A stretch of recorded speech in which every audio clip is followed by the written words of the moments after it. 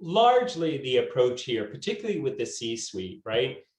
Every business at the end of the day, there is a labor pool. So you're lucky enough if you're all online, right? Like I just think of, there are some businesses that are totally online, right? It's like they weren't affected by this at all. If anything, they grew. It's like I think of the Amazon and delivery and other stuff, you can have anything delivered.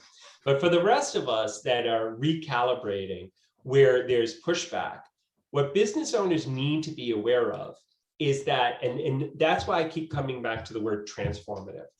The labor pool and the labor market has transformed and is continuing to. It's going to recalibrate with or without you.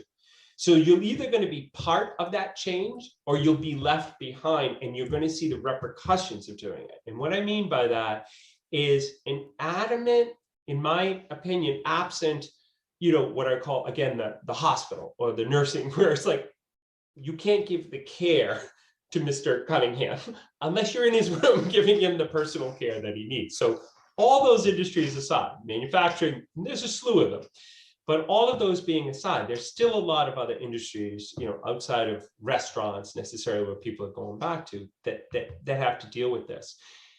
Their labor pool has now changed, whether they like it or not. And so the sooner that they innovate about that, particularly if they're smart about that productivity pace, most businesses have never done a business analysis of how happy are our employees. They don't, right? Like I have been doing this for 32 years as a business lawyer, and I consult with companies that are international in scope, some that are family owned with 7 people for 3 generations, and everything in between. I very rarely hear talk about happiness of the employee. It's just not a driver. I'd love to go to, I'm not a B school student, but do they even talk about these external factors? That is now part of the marketplace. And what I mean by that is that particularly younger generations I have seen are very empowered about this. They are transforming the workplace because they're not doing, I know what I did. When I came out of law school, I went to work for a large law firm, and I was there hundreds of hours every week. I was at their beck and call on every weekend. My first year out, I worked, 48 weekends, both Saturday and Sunday. And that's what you did. That is gone.